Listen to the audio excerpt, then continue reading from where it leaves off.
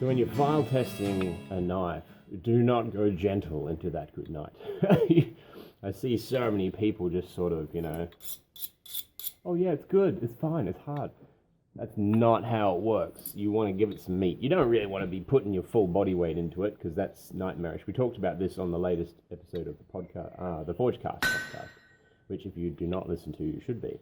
But really, you want to see that putting the corner of your file, like right that hard edge, giving it a little bit of sugar, a little bit of chutzpah into the edge, does not dig in. And the outside, sometimes up to like 0.5 mil, can actually be sort of carburized and harder than the inside of the knife. Sometimes it's softer.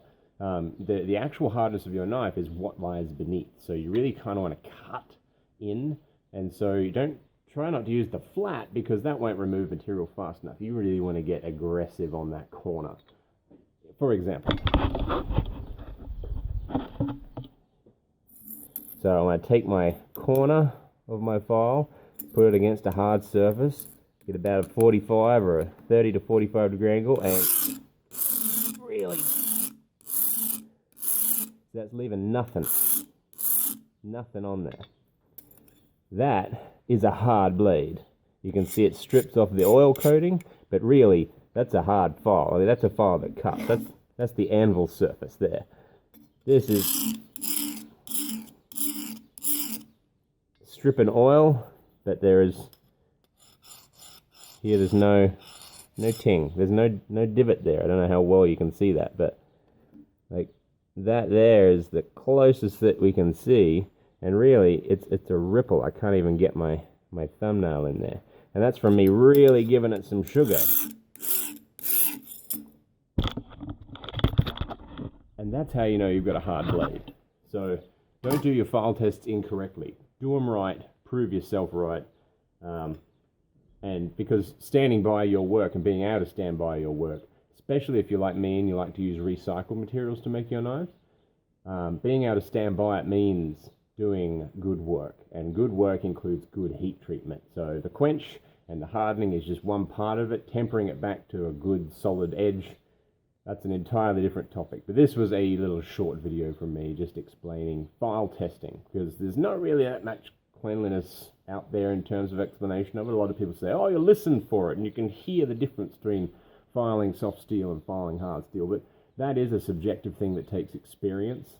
What doesn't take experience is cornering your file with a little bit of muscle behind it and trying to dig a groove in your edge.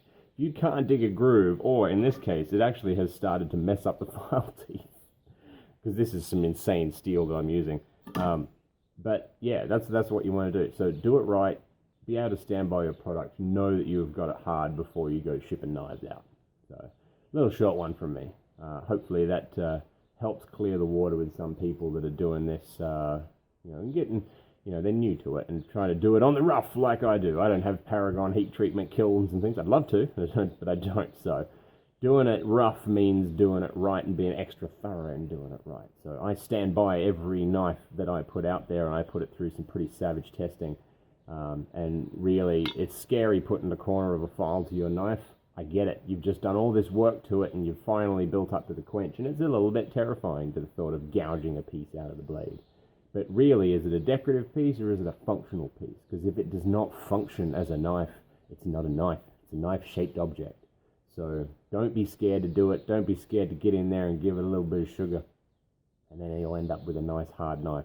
This is going to go get tempered now and turn into a finished product that's going to hopefully get to the customer in time for Christmas. So it's a bit of a rush order. Anyway, I'll talk to you all soon. Catch you later. Oh, and don't forget, guys, if you want to get some sweet Valhalla Ironworks merch like this, I have a Redbubble store, and I've got a few new designs on there, actually, like this one and this one.